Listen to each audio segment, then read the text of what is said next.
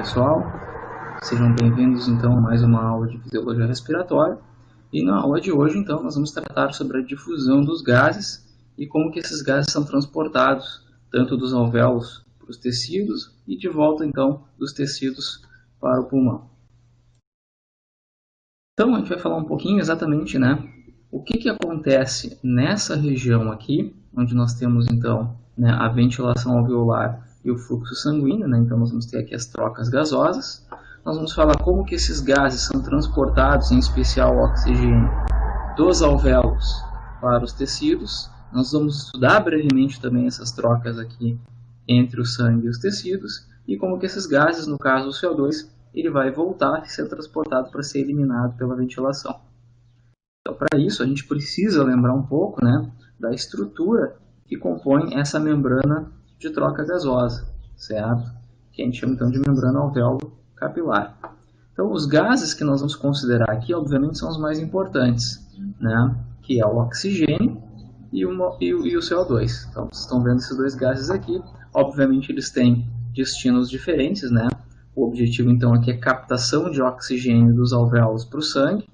E no caso do CO2, então, eliminação do CO2 do sangue para os alvéolos, para que ele possa ser eliminado, então, pela nossa ventilação.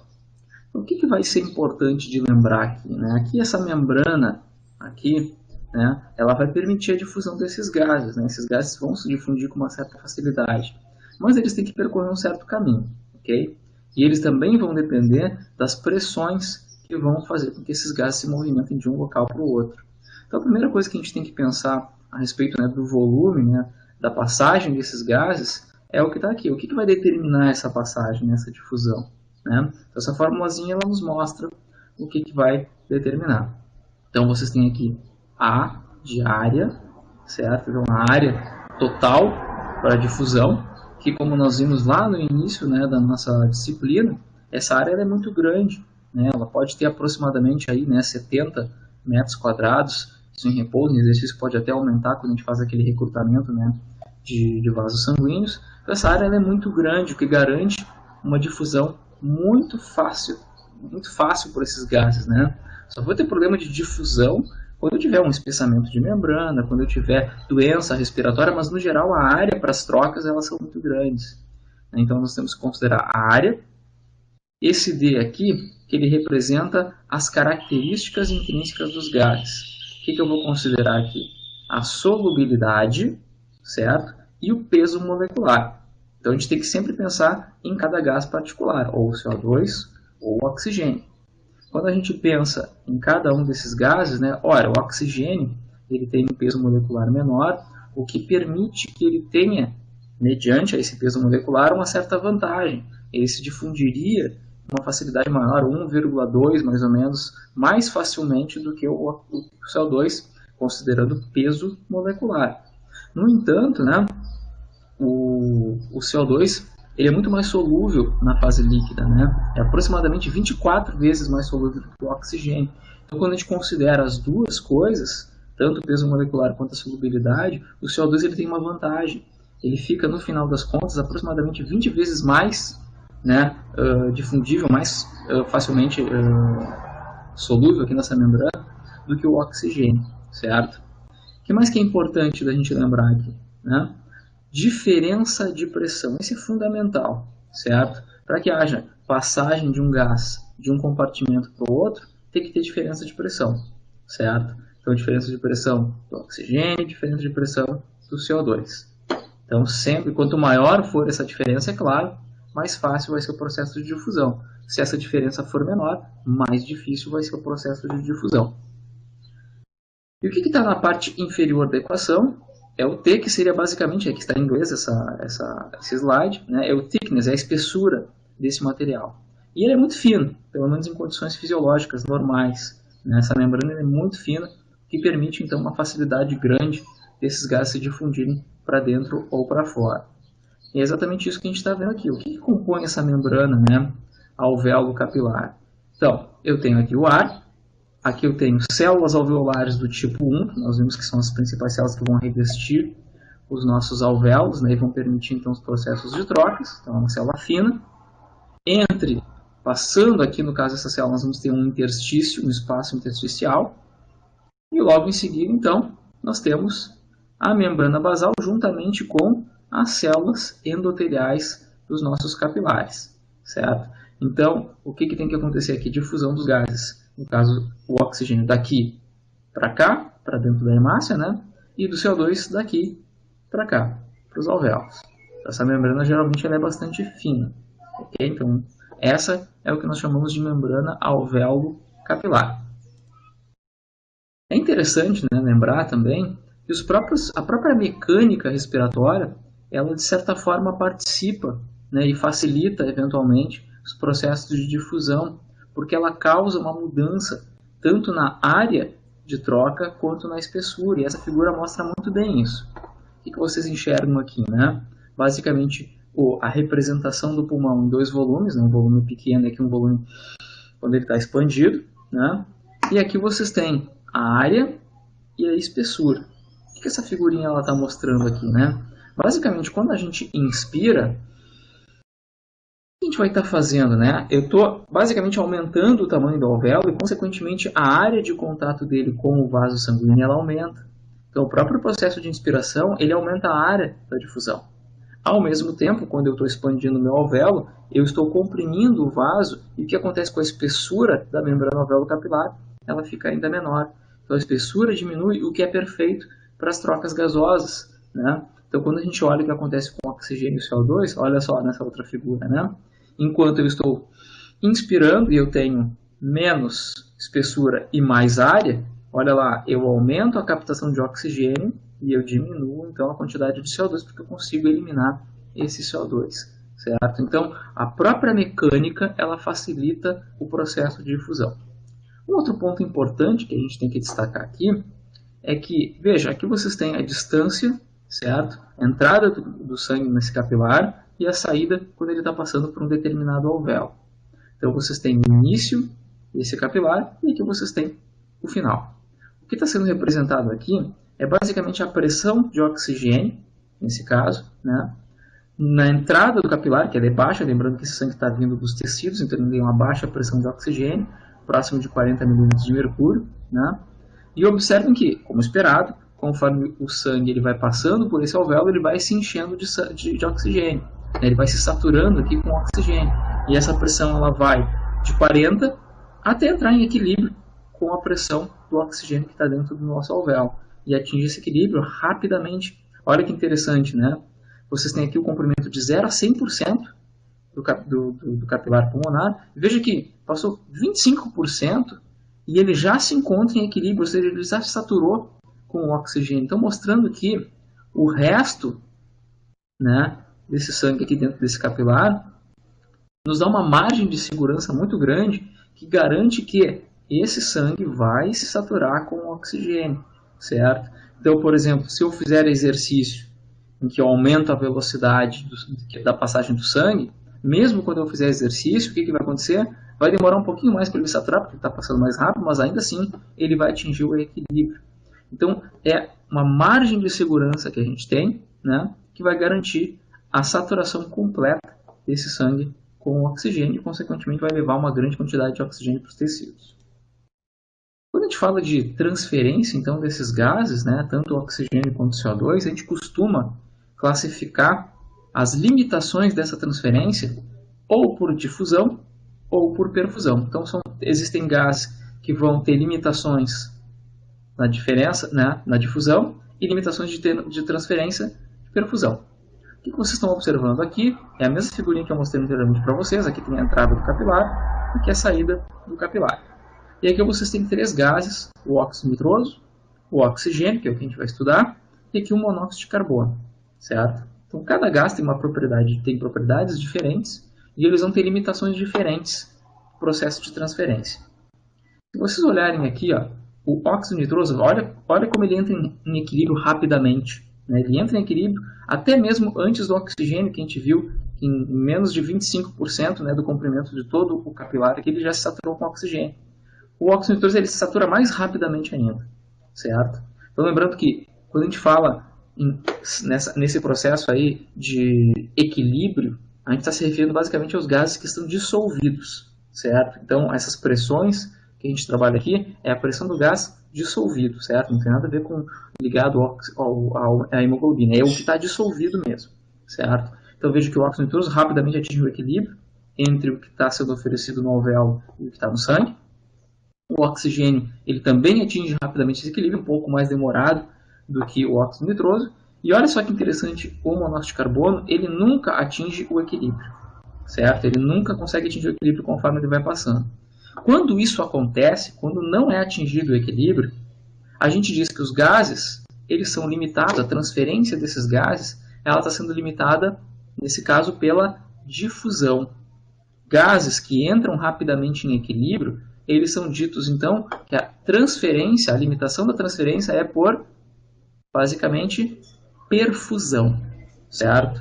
Então, enquanto o monóxido de carbono ele vai ser limitado pela difusão, os gases, em especial o oxigênio e o CO2, eles vão ser limitados, pelo menos em indivíduo saudável, respirando ao nível do mar. Essa limitação de transferência vai ser limitada pela perfusão, ok? E por que é assim? Vamos dar uma olhada nesse óxido nitroso, desculpa, no monóxido de carbono, né? O que tem o monóxido de carbono? Por que ele nunca entra em equilíbrio, né? Isso é uma coisa muito importante, porque o monóxido de carbono, o que pode gerar inclusive intoxicação, né? É um gás extremamente tóxico para o nosso organismo. Qual é a característica dele, né? Ele tem uma afinidade pela nossa hemoglobina muito maior do que o próprio oxigênio, 210 vezes mais a afinidade pela hemoglobina do que o oxigênio. Então, no momento em que eu ofereço o monóxido de carbono aqui, o que acontece?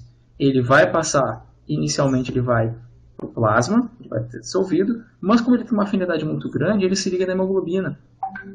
E aí, consequentemente, eu não tenho tempo suficiente para que o gás que está dissolvido atinja um determinado equilíbrio, porque ele se liga muito rapidamente à hemoglobina. Então, por isso que a gente diz que esse gás que não entra em equilíbrio, né, esse que está dissolvido, ele é limitado pela difusão. Ao contrário do óxido nitroso e do oxigênio, que rapidamente entram em equilíbrio. Qual é a característica desse óxido nitroso aqui, né? Ele não se liga na hemoglobina, não tem afinidade nenhuma.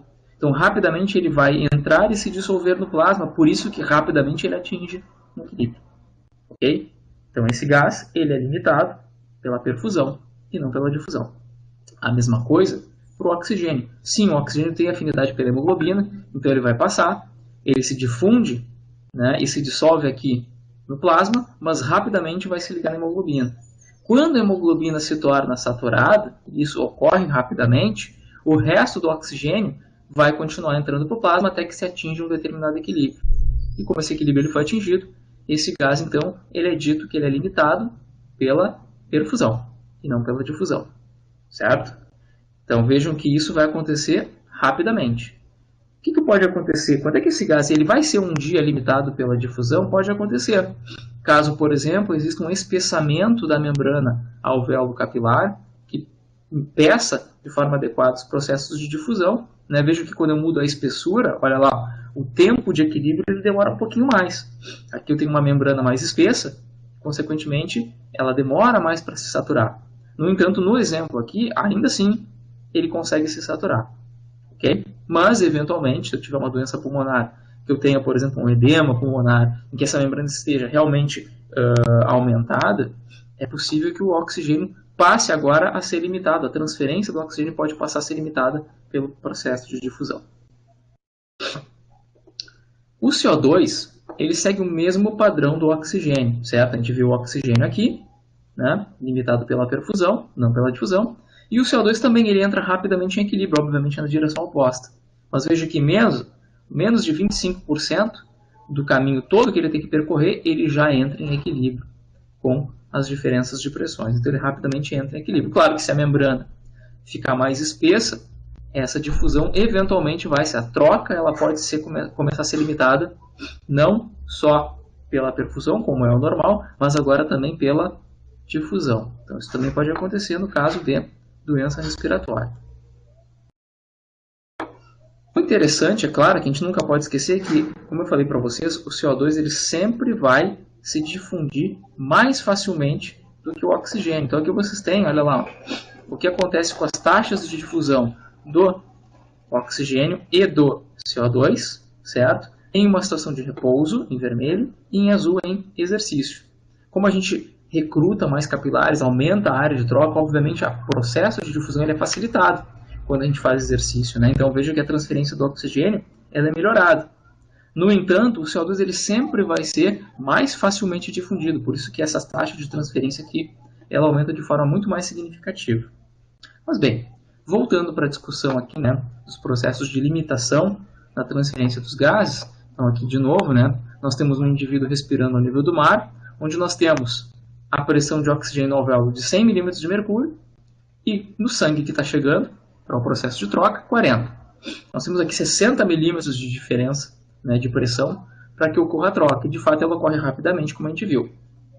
Se a membrana ficar mais espessa, o tempo até atingir o equilíbrio ele vai ser maior. Mas nesse exemplo aqui de novo, ainda assim se atinge um determinado equilíbrio.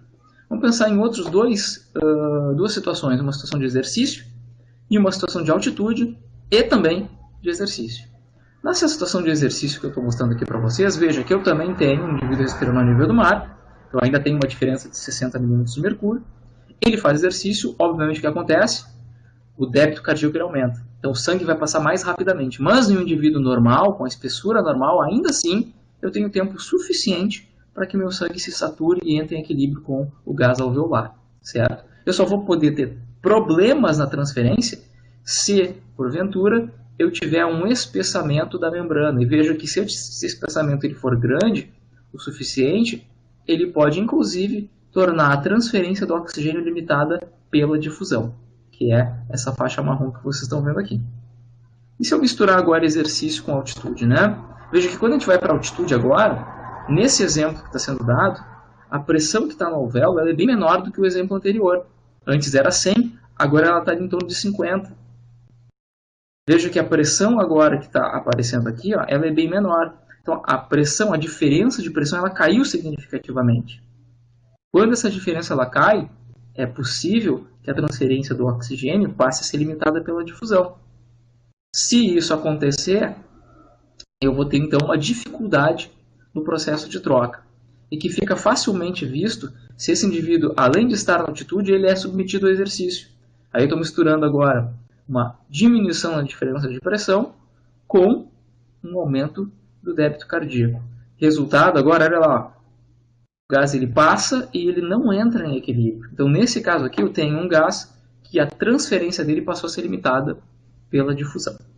Certo? Então, só para dar alguns exemplos para vocês. Por que eu falei muito do monóxido de carbono, né? Ele é um gás que naturalmente é limitado pela difusão, né? Então, quando a gente tem alguma doença que a gente quer medir a capacidade de difusão para ver se de fato ela foi afetada, se faz então um teste que se utiliza uma respiração com monóxido de carbono. E aí se calcula então se essa taxa de transferência do indivíduo está limitada pela difusão ou não.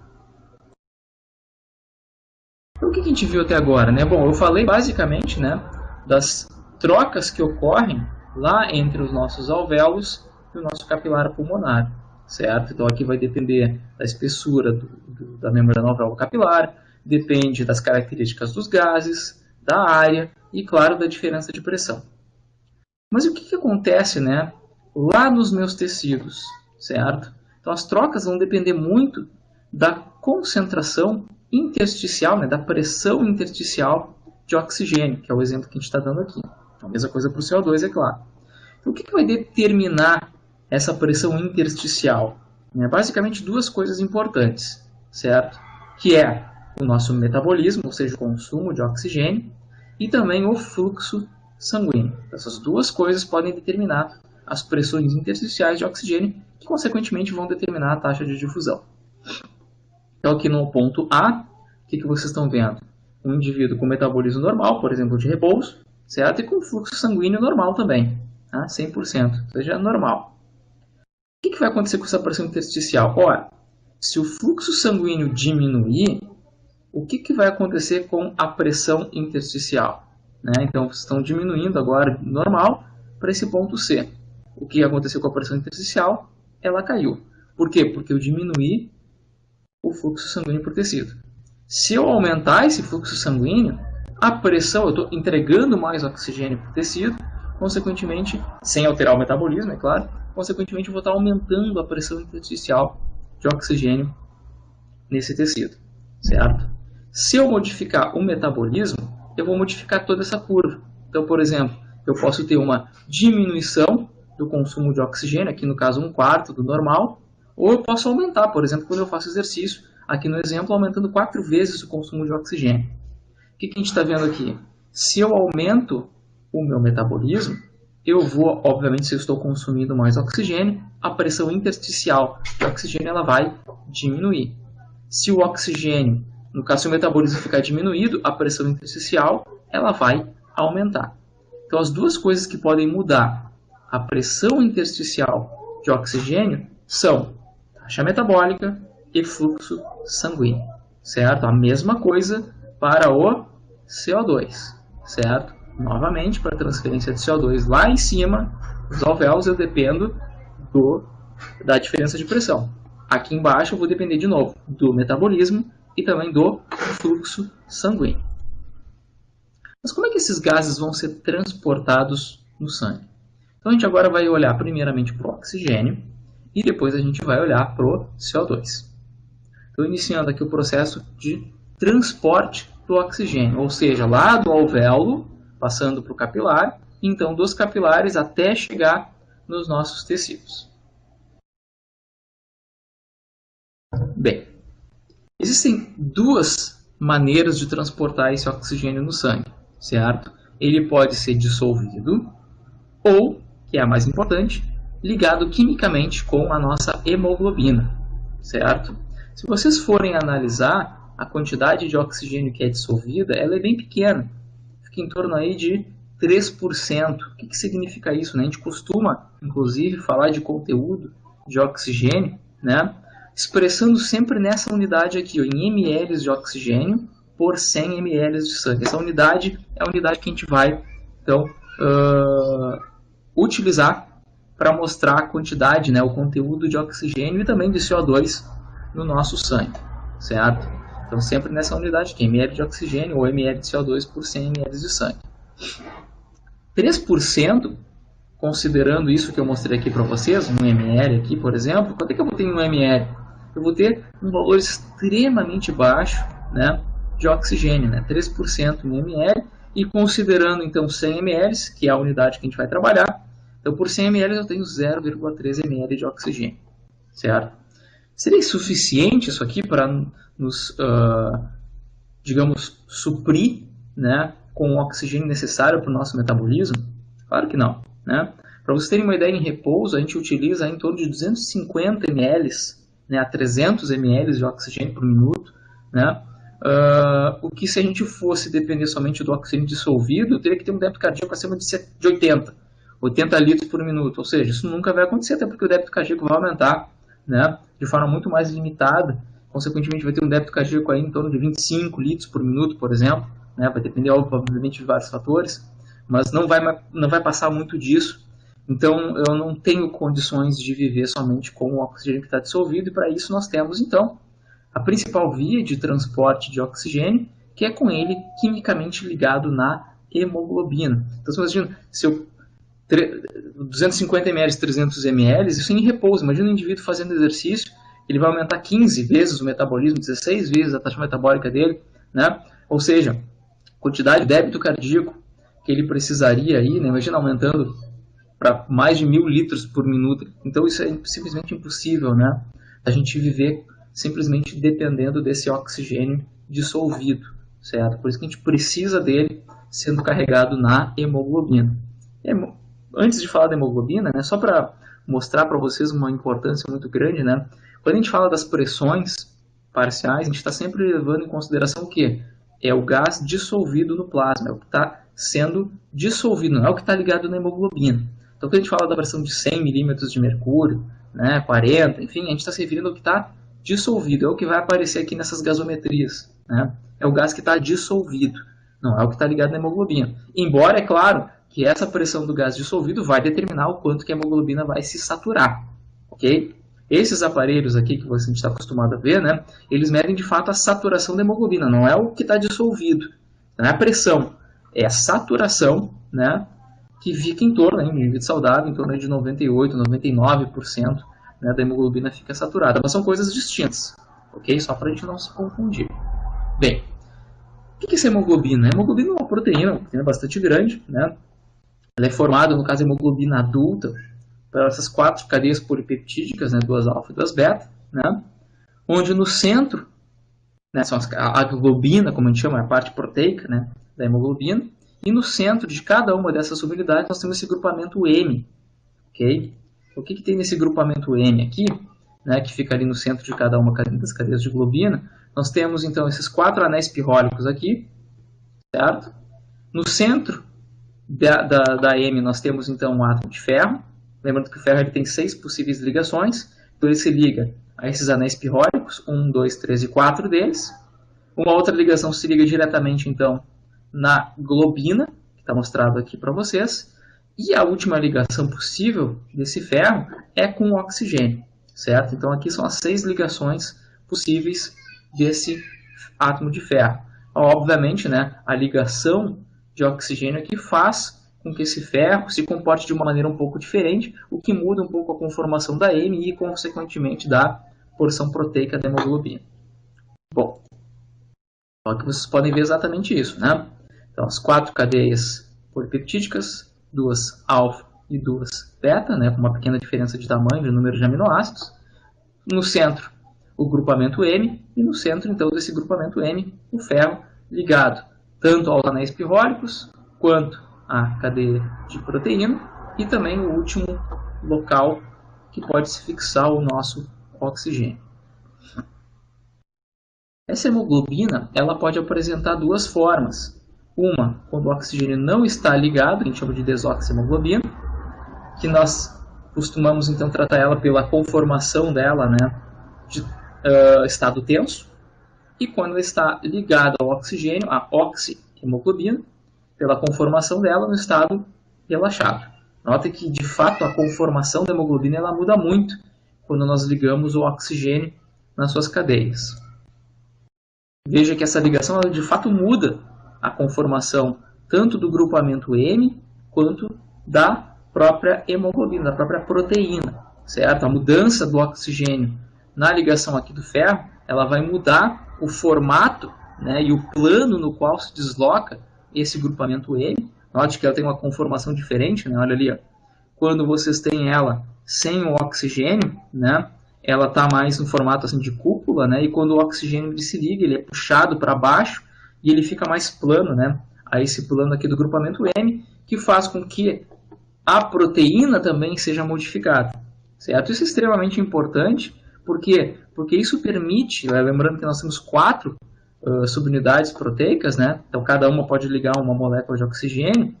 Cada ligação do oxigênio à hemoglobina muda a conformação de uma dessas cadeias polipeptídicas e, consequentemente, muda a outra cadeia polipeptídica, alterando a afinidade dela pelo oxigênio também. Então, por isso que essa mudança conformacional, que vai sofrendo alteração uma à outra, é dita, então, cooperativa. A ligação de uma molécula de oxigênio em uma das cadeias, um dos grupamentos M aqui, faz com que a M mude, com que a proteína mude de conformação. Como ela está ligada quimicamente à outra, essa ligação é transferida para a cadeia seguinte, que também muda de conformação, possibilitando então um aumento de afinidade. Então, basicamente, quando a gente olhar para a hemoglobina, né, a gente vai falar dessa curva da dissociação da oxihemoglobina, que tem esse formato de S, e o formato de S ele é explicado exatamente por essa questão cooperativa da ligação do oxigênio na hemoglobina, certo? O que essa curva em S está nos mostrando, né? Basicamente, o que essa curva está mostrando aqui? Eu tenho pressão de oxigênio e saturação da hemoglobina. Então, de 0 a 100, e aqui então uma pressão de oxigênio, certo? O que essa curva está mostrando, né? Que quando a pressão de oxigênio ela é baixa, a saturação da hemoglobina também é baixa. E notem que demora um pouquinho para que, conforme eu aumento a pressão de oxigênio, a saturação ela também vai aumentar. Mas notem que esse formato de S demonstra o quê? Que no início a ligação da hemoglobina no oxigênio é muito difícil. E quando a primeira molécula de oxigênio ela se liga, notem que rapidamente a afinidade do oxigênio ela aumenta de forma abrupta, certo? Mostrando então essa questão cooperativa do oxigênio pela hemoglobina. Quando a primeira molécula se ligar, rapidamente a afinidade do oxigênio pelas outras cadeias rapidamente aumenta e ela rapidamente se satura. Por isso que a gente tem essa conformação de S, pela questão cooperativa da ligação do oxigênio na hemoglobina, certo? Então, como vocês podem observar, né, de acordo com as pressões, eu posso ter uma divisão aqui, né, do que eu vou encontrar lá nos tecidos, que a pressão de oxigênio fica em torno de 40 milímetros de mercúrio, como a gente viu, a saturação aqui ela é um pouco mais baixa. E lá, nos nossos alvéolos, onde nós temos uma alta pressão de oxigênio, a saturação da hemoglobina é muito alta. Então, conforme o sangue vai passando pelo nosso capilar, né, passando por dentro dos nossos alvéolos, próximo dos alvéolos, pela pressão elevada, rapidamente esse gás é transferido do alvéolo para o sangue e rapidamente para dentro da hemoglobina. Ela rapidamente se satura, certo? Então aqui vocês têm o oxigênio, né? No caso, as pressões saindo do pulmão, ok? Bem, olha que interessante essa figura, né? Ela mostra exatamente essa questão de saturação, da cooperação, né, da molécula de oxigênio pela hemoglobina. Olha lá, no início, a baixa pressão, ela tem uma grande dificuldade, então, de se ligar à hemoglobina, mas quando a primeira molécula de oxigênio se liga na hemoglobina, olha como aumenta rapidamente a afinidade. Aí se liga na segunda molécula, na terceira e rapidamente atinge a saturação total. Então, ela passa daquele estado tenso, que eu falei para vocês, quando não tem o oxigênio, para um estado relaxado, quando ela está completamente saturada do oxigênio. Essa é a nossa curva da saturação da oxihemoglobina. O interessante dessa curva é que ela pode sofrer modificações, tanto para a direita quanto para a esquerda. Se vocês pegarem um ponto de referência, a gente costuma pegar um ponto onde a saturação da hemoglobina ela está 50% saturada, que a gente chama de P50.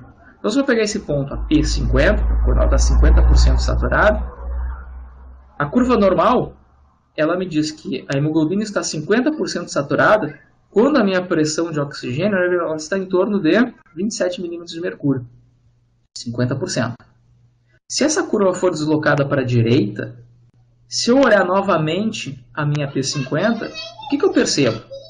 A P50 agora, ou seja, onde a minha hemoglobina está 50% saturada, olha lá, 40 milímetros de mercúrio. Então eu tenho que ter uma pressão de 40 milímetros de mercúrio para que ela se sature com 50%.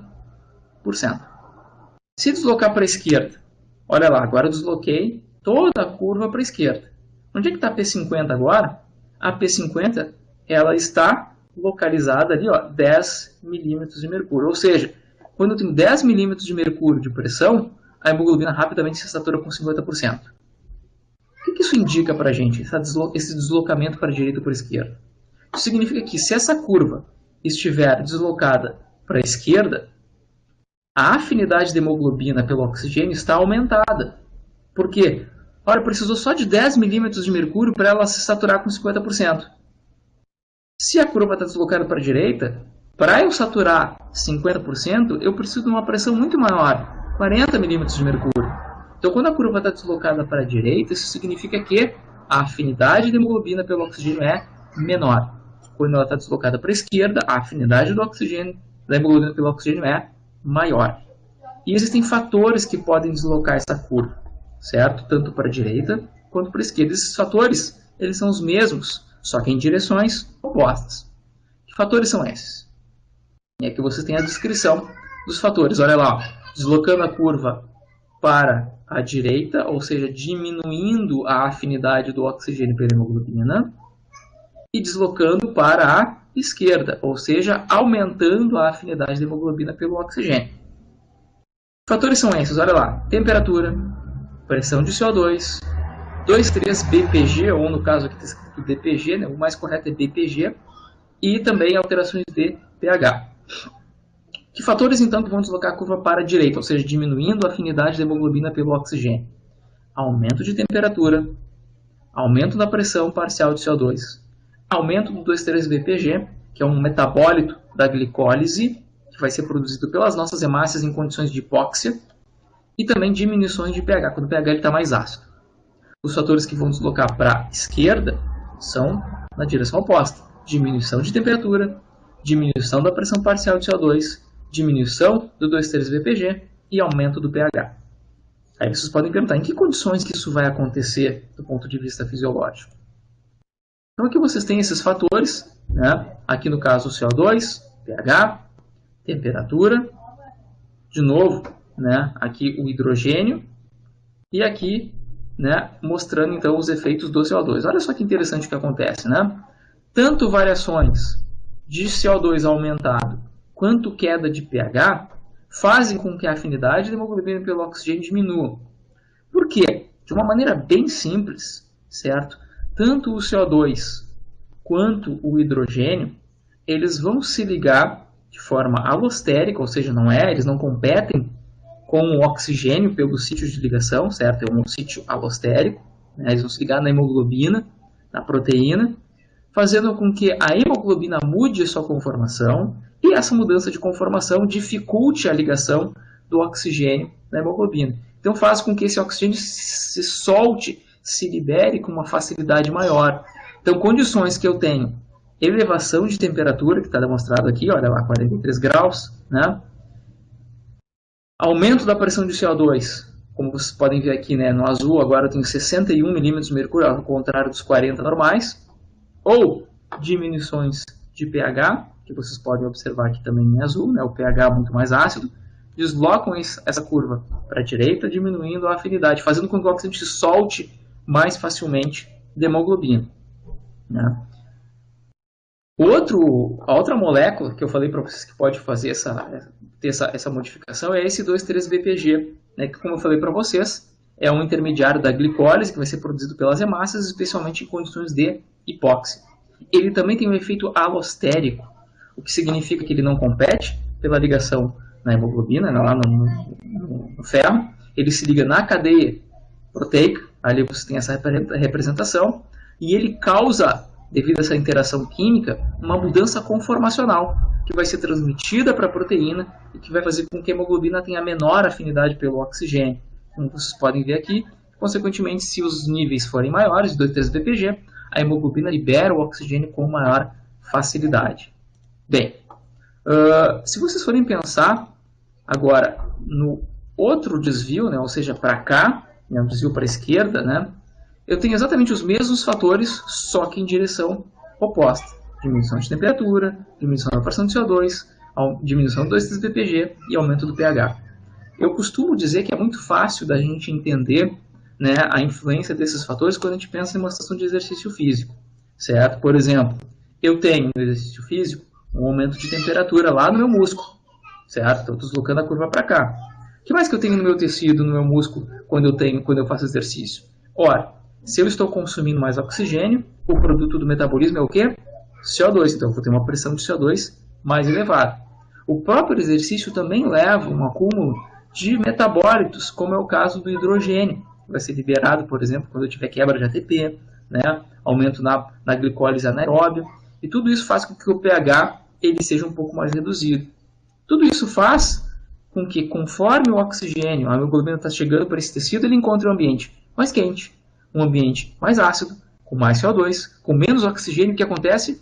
A hemoglobina perde a afinidade do oxigênio e ela libera ele com mais facilidade, que é exatamente o que eu preciso nessa situação. Certo? Eu costumo utilizar esse exemplo do exercício que eu acho que facilita um pouco o entendimento acerca dessas modificações na afinidade da hemoglobina, esses produtos aqui. Né? Por outro lado, né, fatores que deslocam para a esquerda, né, aumentando a afinidade da hemoglobina, vai ser uma situação perigosa, um indivíduo que ele vai para altitude e ele está trabalhando então a uma temperatura muito mais baixa, que leva a uma vasoconstrição muito grande. Uma das coisas mais comuns que podem acontecer em indivíduos que estão na montanha, né, é exatamente um processo, né, de hipóxia nas extremidades, né, dos dedos. Eventualmente esses indivíduos eles têm inclusive que amputar, eles perdem esses membros, né, em função da baixa temperatura. E olha só como essa consequência ela é explicada, essa hipóxia ela é explicada a partir dessas variáveis aqui. Imagina um indivíduo que já tem uma vasoconstrição, já tem diminuição de fluxo sanguíneo para um tecido, que precisa do oxigênio, então ele já entra em hipóxia. Aí é pouco de hemoglobina que está chegando lá, encontra um ambiente extremamente frio, ou seja, o pouco que chegou ainda pega esse oxigênio e mantém ele mais firme. Diminui, no caso, a entrega de oxigênio para o tecido, o que compromete ainda mais, né, a situação de hipóxia. Então, apenas um exemplo para vocês entenderem como essas situações elas são importantes. Né. Outras coisas que podem alterar a afinidade de hemoglobina, né. Vou falar um pouco aqui do monóxido de carbono. A gente falou lá, né, ele é muito tóxico, né, especialmente porque é um gás muito perigoso. A gente não sente, não tem cheiro, ele não tem cor, né. A intoxicação ela não causa nenhum grande evento adverso antes, de fato, do indivíduo vir a óbito, né? Então a gente não sente que as concentrações de monóxido de carbono estão aumentando, né? E quando isso chega a um determinado ponto, né, o indivíduo acaba morrendo por ausência, né, desse oxigênio. O que o monóxido de carbono tem em particular? Ele tem uma afinidade gigantesca pela hemoglobina, então ele se liga na hemoglobina, né? Ele, ao contrário dos fatores que a gente havia visto até agora, ele sim compete no mesmo sítio de ligação do oxigênio, se liga no ferro, é uma competição, só que de uma forma muito desigual, porque a afinidade é muito maior para ele. Então ele faz com que a saturação da hemoglobina caia de forma muito significativa, né? Então, como vocês podem ver aqui, olha lá, como isso acaba diminuindo, né, a ligação do oxigênio à hemoglobina. Uma outra característica do monóxido de carbono que torna ele bastante causando bastante efeitos deletérios, né, além dessa competição direta, é que ele desloca essa curva um pouco mais para a esquerda. O que significa isso? Como assim? Não faz muito sentido, né? Como assim? Ele vai aumentar a afinidade da hemoglobina pelo oxigênio? Sim, ele vai, certo? Então, quando eu tenho intoxicação por monóxido de carbono, não quer dizer que todas as moléculas da hemoglobina estejam ligadas com monóxido de carbono. Eu vou ter algumas ligadas com monóxido e algumas poucas ligadas com oxigênio. Só que essas poucas que estão ligadas com oxigênio, conforme o monóxido de carbono está ligado, ele acaba mudando a conformação da hemoglobina de uma maneira que aquele oxigênio fica mais preso dentro da hemoglobina. Então existe uma dificuldade maior de liberar, o que compromete ainda mais a oxigenação tecidual. Então por isso que a intoxicação é extremamente perigosa com o monóxido de carbono, né? Bem, seguindo aqui, né? Então a gente já estudou um pouco a respeito dessas curvas da saturação, e é importante lembrar que eu falei até agora, né, da saturação da hemoglobina A, que é a hemoglobina adulta, certo? Por isso que ela leva esse nome, hemoglobina A. Existem também outros tipos de hemoglobina, hemoglobina fetal, por exemplo, que tem um comportamento bem diferente do que estão vendo aqui para a hemoglobina adulta. Veja que a hemoglobina fetal ela tem uma afinidade pelo oxigênio muito maior do que a adulta. Por que isso acontece? Basicamente, a principal mudança, né, é que a hemoglobina fetal ela não sofre nenhuma alteração do 2,3-BPG que eu falei para vocês, né, que desloca a curva para a direita, desculpa, né, diminuindo a afinidade. A hemoglobina fetal não tem essa interferência, então por isso que ela tem uma afinidade muito maior pelo oxigênio. Vamos pensar em outros tipos, né, de variações aí de hemoglobina, né? Por exemplo, a mioglobina. A mioglobina é uma proteína que também liga o oxigênio, está lá no nosso músculo, por isso que ela leva esse nome, mioglobina, né? Ela também serve como uma reserva de oxigênio lá no músculo, mas notem que a mioglobina ela se comporta, na verdade, de uma maneira muito diferente do que a hemoglobina. Primeiro, por que isso acontece? A mioglobina ela tem apenas uma cadeia, ela tem uma única subunidade, ela não tem 4 subunidades como é a hemoglobina, né? Então não tem aquela questão de cooperação, é uma única. Então no momento que chega o oxigênio, ele se liga e ele rapidamente se satura. Olha lá, a saturação é muito diferente. Quando a gente olha para a hemoglobina, ela tem aquele formato de S, pela questão de dependência da cooperatividade, né, do oxigênio. Então é bastante diferente. Se eu pegar a hemoglobina e clivar e deixar somente uma das subunidades, ela vai ter um comportamento exatamente igual à mioglobina, que é o que vocês estão vendo aqui. Ó. Não tem mais cooperação, não tem mais formato de S. Ela rapidamente se satura com o oxigênio.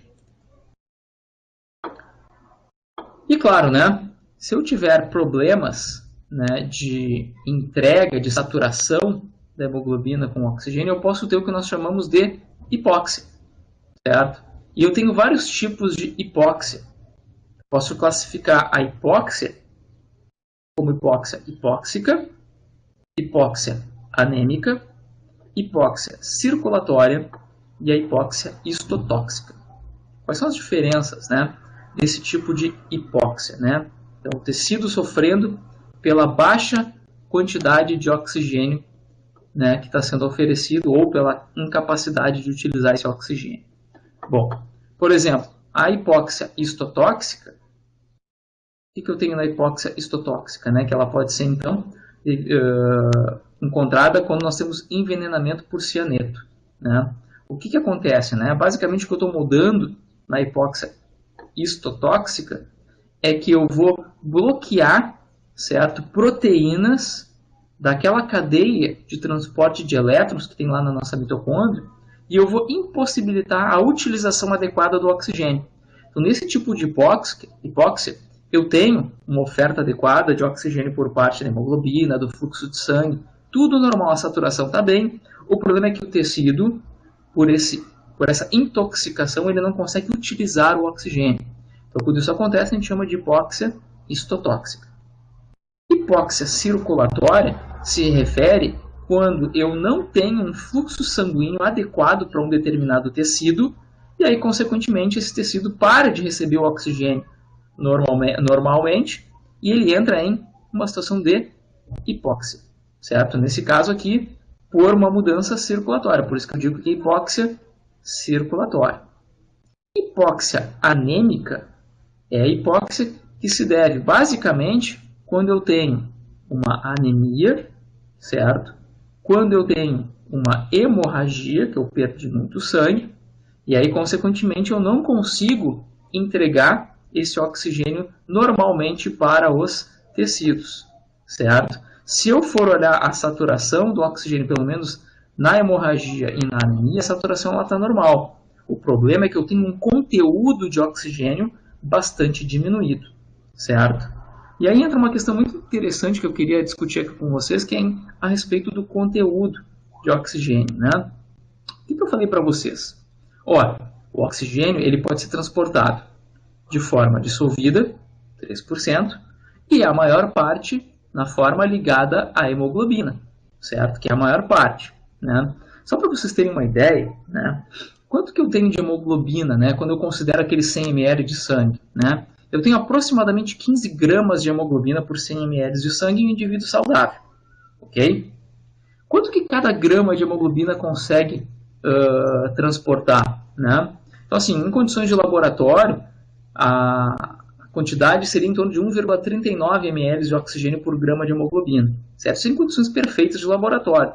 Em condições fisiológicas, em que a gente tem, por exemplo, né, concentrações fisiológicas até mesmo de monóxido de carbono, a quantidade de hemoglobina, de oxigênio que se liga na hemoglobina, baixa para 1,34 ml por grama de hemoglobina. Então, assim, quanto é que eu tenho de hemoglobina ligado, né, de oxigênio ligado à hemoglobina, né?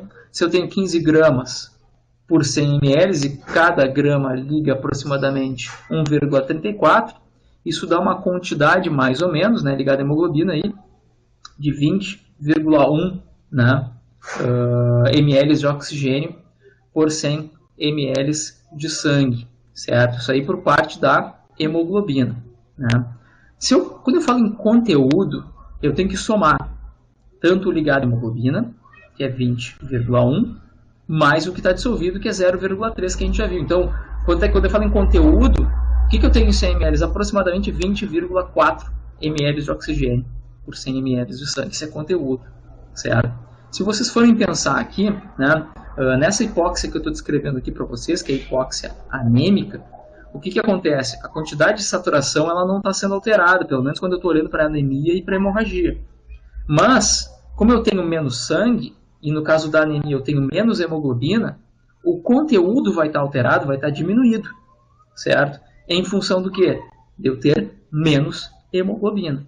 Então, se eu tenho menos hemoglobina, consequentemente eu vou ter uma hipóxia anêmica, ok? Na hipóxia anêmica também entra, como vocês podem ver aqui, intoxicação por monóxido de carbono, certo? Então, entra a hipóxia anêmica entre as duas coisas, tanto a anemia quanto a hemorragia, mas também a intoxicação, o que é um pouquinho diferente no caso, né? Porque, como a gente viu, apesar da saturação da hemoglobina não sofrer alteração nessas duas primeiras, aqui anemia e hemorragia, como eu falei para vocês, a saturação da hemoglobina, quando eu tenho intoxicação, ela pode sim sofrer alteração, certo? Então, apesar das duas serem consideradas, né, como hipóxia anêmica, em uma eu vou ter a saturação normal, na outra eu vou ter ela um pouco diminuída, ok? E por último, a hipóxia hipóxica. O que significa isso? Quando que ela vai acontecer? É quando eu tenho um baixo nível de oxigênio aqui nas células, né?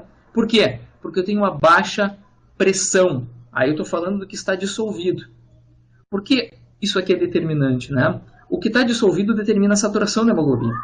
Então, por exemplo, se eu estiver na altitude, certo? Em que a pressão de oxigênio ela já é mais baixa, o que vai acontecer? Digamos que tenha 60 milímetros de mercúrio agora. Então, o que acontece? A hemoglobina vai se saturar com o valor correspondente a 60 milímetros de mercúrio. Então, esse gás ele vai passar, vai se dissolver e, consequentemente, ela vai saturar de acordo com a pressão de oxigênio. E vai levar esse oxigênio para os tecidos. Então, veja que agora o que eu tenho? Baixa pressão arterial de oxigênio. Por quê? Porque eu tenho menos oxigênio sendo oferecido lá no meu alvéolo. Então, quando eu faço hipoventilação, isso vai acontecer. Quando eu estou na altitude, isso pode acontecer.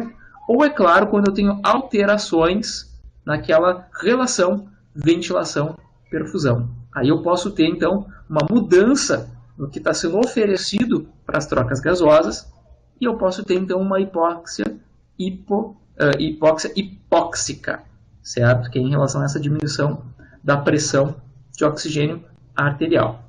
Então, esses são os tipos de hipóxia que nós podemos encontrar, ok?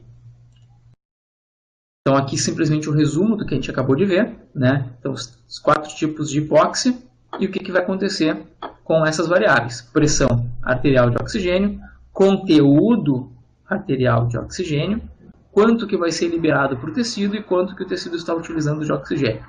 Então, de novo, vamos pegar lá do início, né? Eu comecei pela histotóxica com vocês. Uma causa da hipóxia histotóxica, intoxicação por cianeto. Qual é a dificuldade aqui? O problema está na utilização do oxigênio.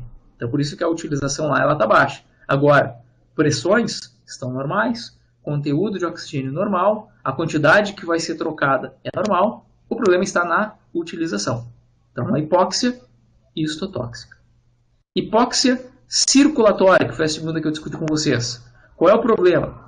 É um problema de entrega por parte do sistema vascular do oxigênio para os tecidos. Então, o que acontece, né? As pressões e o conteúdo de oxigênio estão normais. As mitocôndrias estão funcionando normalmente. Então, a utilização está normal. Qual é o problema? É que eu entrego menos oxigênio para os tecidos. E nós vimos lá, né, que aquela pressão intersticial de oxigênio depende muito do quê? Do metabolismo e também do fluxo, que nesse caso aqui está baixo. Então, por isso que a quantidade de oxigênio liberado vai ser menor. Na hipóxia anêmica, né, lembrando que nós temos aqui tanto por parte da anemia, né, ou hemorragia, e também por parte de intoxicação do monóxido de carbono, que são ligeiramente não diferentes. Pressão de oxigênio normais, certo? A saturação da hemoglobina não vai sofrer alteração, com exceção quando eu tiver intoxicação por monóxido de carbono, que eu posso ter diminuição da saturação, ok?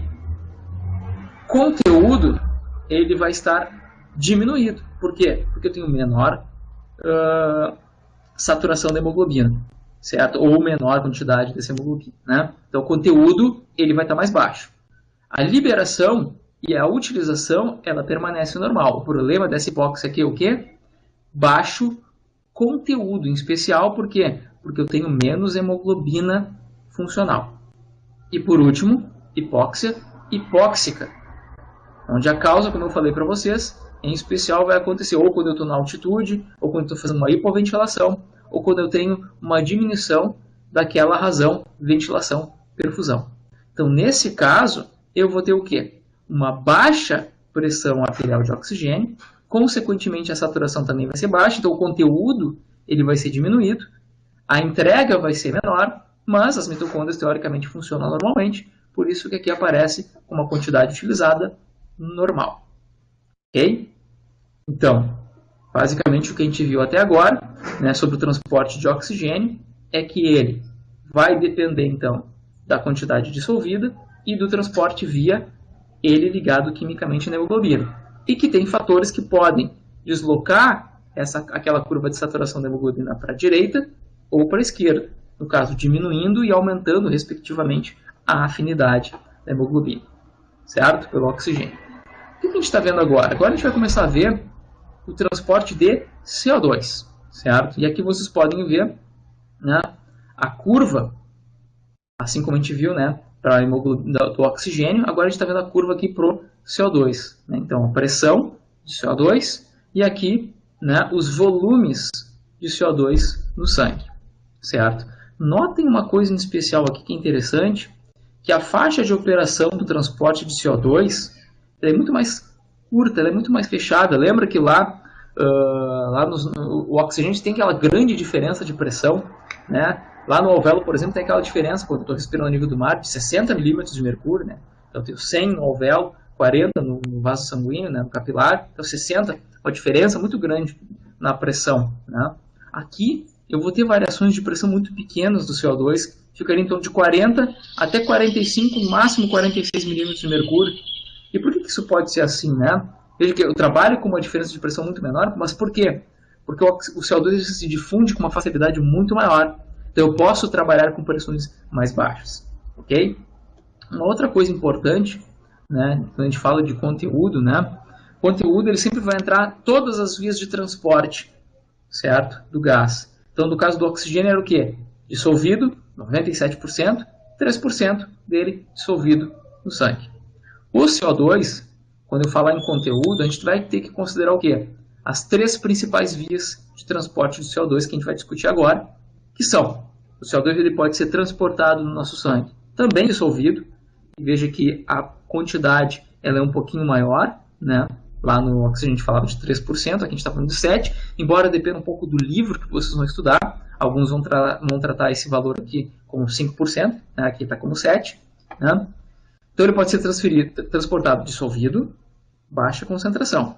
Ele pode ser transportado ligado na hemoglobina, e aqui vocês podem ver então que é aproximadamente 23%. Né? Lembrando, a ligação do CO2 ela não compete com o oxigênio. O CO2 ele vai transportado na hemoglobina ligado na proteína.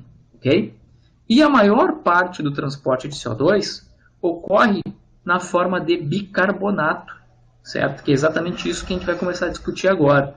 E para discutir isso, a gente tem que lembrar o quê? Que as nossas hemácias, elas apresentam uma grande quantidade e atividade de uma enzima chamada anidrase carbônica, certo? Então essa anidrase carbônica, o que ela faz?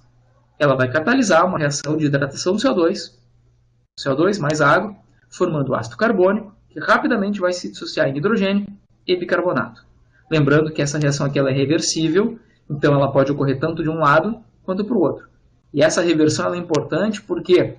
Porque ela faz com que esse CO2, o aumento do CO2, forme rapidamente hidrogênio. Então tem uma relação muito direta entre CO2 e hidrogênio. Né? E é claro, se eu tenho um acúmulo de hidrogênio, eu também vou ter um deslocamento para cá. Então acúmulos de ácido vão gerar acúmulos e formação de CO2. Por isso que a participação do sistema respiratório é muito importante no equilíbrio ácido-básico em função dessa reação reversível da anidrase carbônica. A gente vai discutir isso um pouco depois. Bom, então, o CO2 ele vai ser produzido pela célula, parte dele vai ser transportado dissolvida, parte dele vai se ligar na hemoglobina, na proteína, e uma parte, a maior delas, vai sofrer a reação de hidratação, vai se transformar em bicarbonato, esse hidrogênio que foi formado, ele não vai ficar livre, ele vai se ligar na hemoglobina também, e o bicarbonato, então, vai ser transferido para o plasma em troca de cloreto, certo? E vai ser transportado, então, na forma de bicarbonato. É importante destacar aqui também, né, que essa troca que a gente está vendo aqui de bicarbonato saindo e cloreto entrando, faz com que haja uma pequena entrada de água aqui dentro dessas células. De maneira que as hemácias, né, que a gente encontra lá no sangue venoso, elas são um pouquinho maiores de volume em função dessa entrada de água. Ok? Bom, então o que a gente está vendo aqui de novo, né, de uma maneira um pouquinho mais de fácil visualização, é o CO2 sendo produzido então na célula, se dissolvendo uma pequena porcentagem então no plasma, a outra se ligando aqui, como vocês podem ver, né, se ligando na cadeia da proteína, certo? e a maior parte, olha lá, reagindo com a anidrase carbônica, formando bicarbonato, que está sendo tocado pelo cloreto, então a gente vai ter aquela entrada de água aqui em paralelo, né? Esse bicarbonato sendo transportado, então, e esse hidrogênio se ligando na hemoglobina, certo? Essa ligação do CO2 na hemoglobina e do hidrogênio também na hemoglobina é muito importante porque ela vai interferir na ligação do oxigênio da hemoglobina.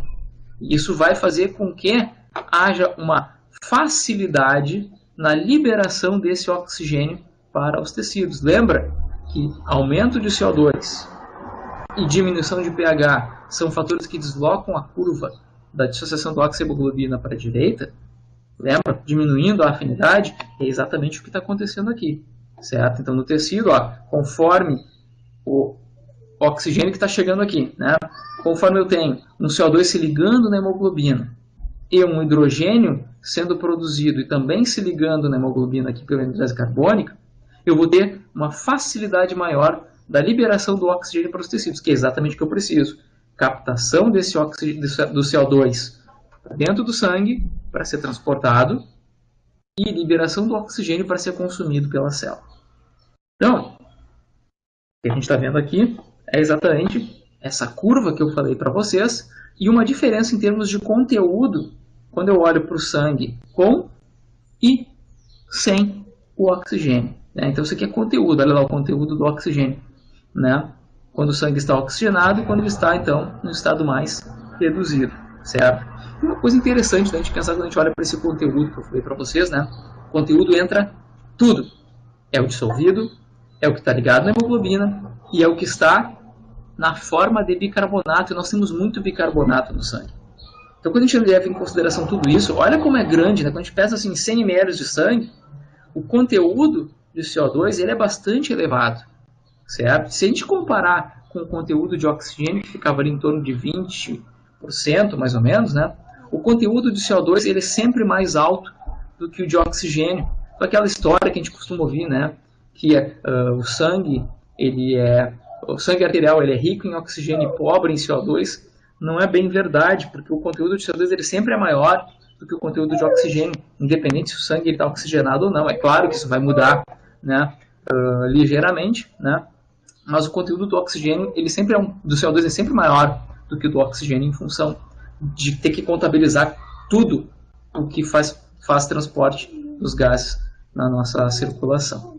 Bom, o interessante desses efeitos, né, do CO2 e do hidrogênio sobre o oxigênio é que nós temos dois efeitos conhecidos, que é o efeito Aldani e o efeito Bohr, certo? Que vão ocorrer, né, de forma diferente dependendo da localização que a gente está se referindo. O que a gente viu aqui sobre o transporte de CO2? Dois locais eu vou separar aqui. Aqui nós estamos falando de tecido e na parte de baixo a gente está falando de pulmão. Ok?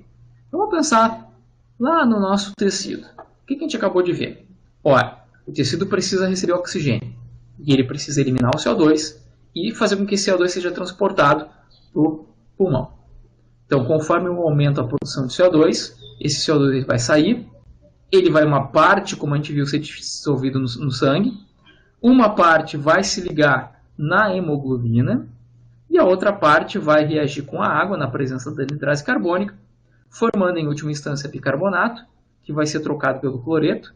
Então esse bicarbonato vai ser a principal forma de transportar esse CO2. E esse hidrogênio que foi formado, como eu disse para vocês, ele se liga na hemoglobina. Então eu tenho duas moléculas aqui que estão sendo ligadas na hemoglobina, o hidrogênio e o CO2, que vai acontecer para que esse CO2 seja transportado. Só que ao mesmo tempo, veja, o sangue que está chegando aqui está cheio de oxigênio. E ele precisa entregar esse oxigênio. E no momento em que o CO2 se liga na hemoglobina e que o hidrogênio também se liga na hemoglobina, eu altero a afinidade da hemoglobina pelo oxigênio. Eu diminuo a afinidade dela. O que ela vai fazer automaticamente? Ela vai liberar o oxigênio que vai facilmente ser captado pelo tecido e utilizado. Então, quando a gente pensa nessa influência da pressão aumentada, né, do CO2 no caso, né? Então aqui está descrito aqui, ó, né, o efeito, esse efeito Aldani e esse efeito Bohr nada mais refletem o que? Do que a influência tanto do oxigênio e do CO2 na ligação e na afinidade do oxigênio pela hemoglobina. Então, o que a gente tem aqui, né?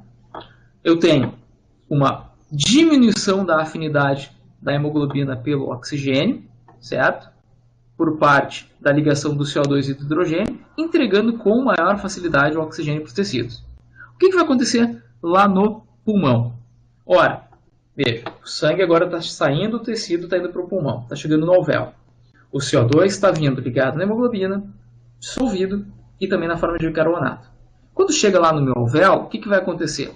Ora, eu tenho uma pressão muito mais baixa, né, desse CO2 no meu alvéolo e uma pressão muito mais alta de oxigênio no meu alvéolo. Então, o que vai acontecer? A pressão elevada do oxigênio vai fazer com que ele se ligue na hemoglobina. Quando ele se ligar na hemoglobina, ele vai alterar essa conformação da hemoglobina e ele vai fazer com que mais facilmente, então, o CO2 se desligue e seja trocado para o alvéolo. Enquanto que esse hidrogênio aqui ele vai ser desligado da hemoglobina, vai agora reagir com o bicarbonato, que era a principal via de transporte do CO2, fazendo com que a reação ocorra na direção oposta agora, formando água, que vai se dissolver aqui, obviamente, e o CO2, que rapidamente vai se difundir para o alvéolo e vai ser eliminado na ventilação. Então, basicamente, o que esses efeitos aqui eles mostram são as influências, então, ou do oxigênio ou do CO2 na afinidade do gás oposto pela hemoglobina. Então, o efeito Aldani ele diz o seguinte, olha, quanto maior a pressão de oxigênio, menor a afinidade da hemoglobina pelo CO2. Então, por isso, o que vai acontecer aqui? Eu vou liberar mais CO2 e o CO2 ele vai ser eliminado pela ventilação. Enquanto que o oxigênio, então, está sendo carregado e vai ser transportado até os tecidos. O outro efeito que eu tenho aqui vai ser o quê? Esse efeito Bohr, que diz o quê? Quanto maior for a pressão de CO2, olha lá, o CO2 entrando, se ligando na hemoglobina, fazendo com que haja hidrogênio, se ligando na hemoglobina também, deslocando, então, o oxigênio que estava ligado na hemoglobina para fora. Então, quanto maior a pressão de CO2, menor a afinidade da hemoglobina pelo oxigênio. É exatamente isso que tem que acontecer nos tecidos. Entregar oxigênio para o tecido, né? Captar o CO2 e lá no meu alvéolo eu tenho que eliminar o CO2 e captar o oxigênio, certo? Então essa é a interação que vai ocorrer entre esses dois gases, ok? Então eu espero que vocês tenham aproveitado a nossa aula e nos vemos então na nossa próxima aula para discutir como que todos esses efeitos de transporte, né, de ventilação, como é que isso tudo é controlado. Então nós vamos ver na próxima aula como que se dá o controle da ventilação. Até a próxima aula e bons estudos.